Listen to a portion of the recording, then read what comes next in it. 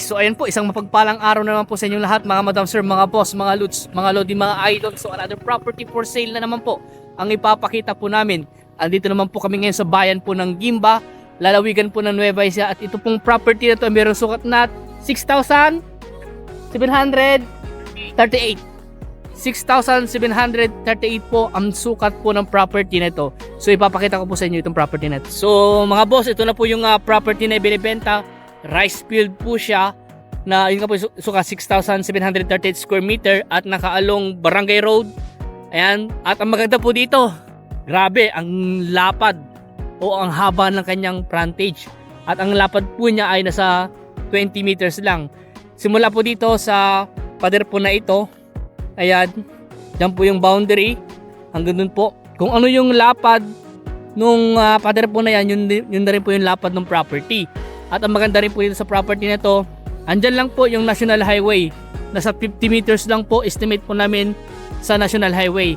At simula nga po doon, sa pader po na yan, hanggang doon po. Sa mga, ilang boss yung poste, pang-apat na poste, no? Nasa 300 to 350 meters po yung kanyang entrada. So, mahaba-haba po. Tara diyan, punta natin. Yun na lang motor ko. So, mumuturin po namin mga madam sir, mga boss kung asan yung boundary po niya doon. So, ang presyo po ng property na to ay 2 milyon at negotiable pa naman daw po yun. Ito daw po ay meron pong titulo na 2. Yun na po ang sabi ng source po namin dito. So, wala nga po na silang hawak na titulo pero sabi po nila 2 daw yung titulo. So, kasama po namin yung source po namin. Kaya magre-request na lang po kami ng title kung sakaling magbibigay po sila. Para pag nag-viewing po kayo ay meron po kami may papakita sa inyo. So yun lang po yung National Highway at yun na rin po yung way na papunta rin po sa pag kumaliwa ka papunta po sa Pura, papuntang Tiplex po yan. At pag kumanan ka naman po ay papunta na po sa town proper po ng Gimba. Sa town proper ng Gimba siguro po nasa mga ilang minuto diyan. Mga 10 minutes no? Mga 5 to 10 minutes ganon. Depende sa patakbo no. Ayan. So nasa 10 minutes driving po mula sa town proper po ng Gimba at malapit lang din po ito sa pinaplano o binabalak na magkaroon po ng airport dito sa bayan po ng Gimba. Siguro pag natuloy po yun, nasa mga 5 minutes driving lang. Okay, mga ganun po. At dito nga po may power line na. Ayan, may internet connection na rin po. May straight light pa yung tapat ng property. At ang maganda rin po dito ay maganda po siya for farming at maganda rin po ito for kung sa mga mahilig po mag-subdivide, ibenta per lot yung property, pwede po ito. At ang lapad po ng kanyang barangay road sa mga 6 meters po siguro ito. Ayan. So, ang maganda rin po dito ay irrigated pa po siya. Irrigated pala, may irrigation pala dyan bro. Irrigated pa siya. O, kaya maganda po siyang gawing sa mahilig po farming sa rice farm po. Mas maganda din po dahil irrigated po yung property at po yung irrigation po niya. Yan yung irrigation. At para hindi mo na kailangan dyan dahil ayun nga. Tapos malakas naman yung mga deep well dito, di ba? Malakas naman yung mga deep well, malakas yung mga balong dito. Kaya hanggang doon po yan, kung nakikita nyo po yung tricycle, hanggang doon po yung boundary po niya.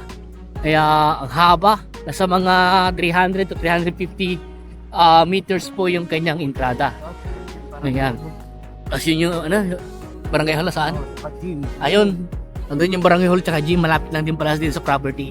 Madaanan mo muna yung property bago ka makarating sa barangay hall tsaka sa gymnasium. Makabayan yan. Ayan, mga kabahayan pala yun. So maganda ang nandito yung kanyang boundary. Ilang poste yun? 5 yata. 5 poste yata to.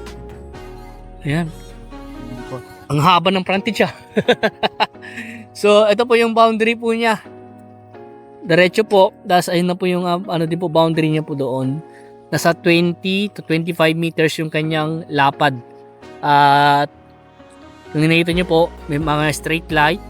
Ayan, mga internet connection, power line, source of water, deep well, tsaka yung kanyang irrigation. Kung sa pang-inom naman, may mga water refilling station naman dyan sa may highway po.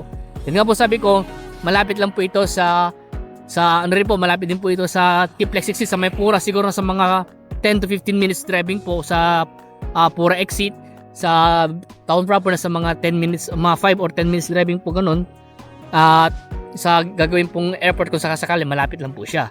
At yung bypass road po, malapit lang din naman po dito. Mga ilang minutong driving lang din po.